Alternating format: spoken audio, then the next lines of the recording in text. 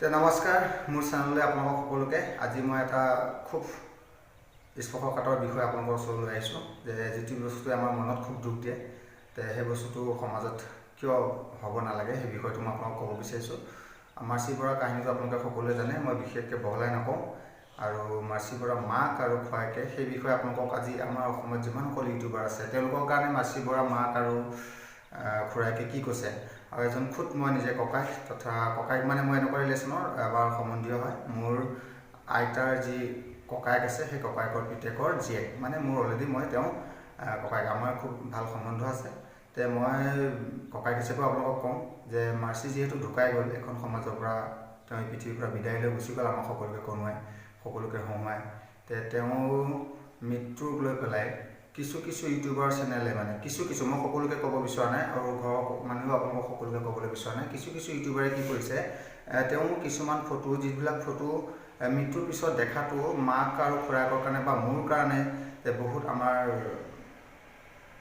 দুখ লাগে। তেনেকুৱা ফটো আমি যদি দেখা পাওঁ, মাকে যদি দেখা পায় বা খুৰাকে যদি দেখা পায় মনত খুব দুখ দিয়ে। থিয়ক আপোনালোকে তেওঁ মাৰ্চি বৰাৰ হকে আপোনালোকে ন্যায় বিচাৰক, আমি খুব ভাল পাইছোঁ, আপোনালোকে আমাক ছাপোৰ্ট কৰিছে, ভাল পাইছোঁ। কিন্তু আপোনালোকে সেই ভিডিঅ'টোত বা সেই ফুটেজবিলাকত এনেকুৱা ফুটেজ আপোনালোকক আমি মানে দিবলৈ নালাগে বুলি ক'ব বিচাৰিছোঁ। যিবিলাক ফটো ধৰি লওক আমাক মনত দুখ দিয়ে এইবিলাক ফটো আপোনালোকে নিদিব।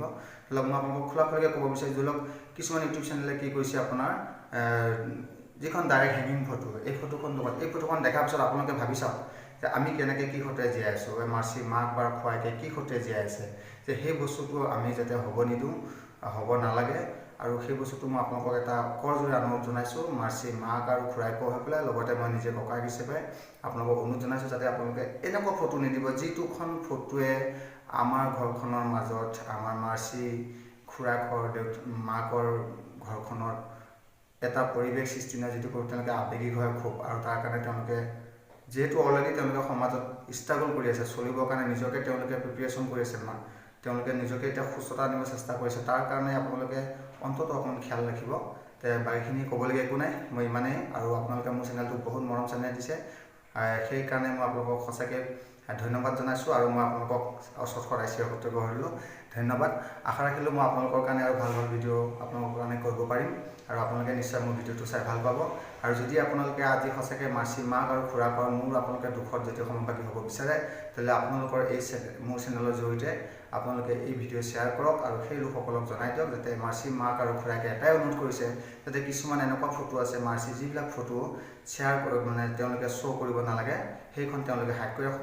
বেলেগ ফটো দেখুৱাওক, তেওঁলোকৰ কোনো আপত্তি নাই। গতিকে তেওঁলোকৰ প্ৰতি এইটো অনুৰোধ থাকিলে যাতে সেই অনুৰোধটো তেওঁলোকে ৰাখি বেলেগ ভিডিঅ' বনাওক, ক'বলগীয়া একো নাই। আশা ৰাখিছোঁ আপোনালোকে এই পৰিয়ালটোৰ সমভাগী হ'ব আৰু লগতে আমাকো আপোনালোকে সুস্থ শৰীৰে সুস্থ মনেৰে কিবা এটা চিন্তা কৰাত আগবাঢ়ি যোৱাত সহায় কৰিব।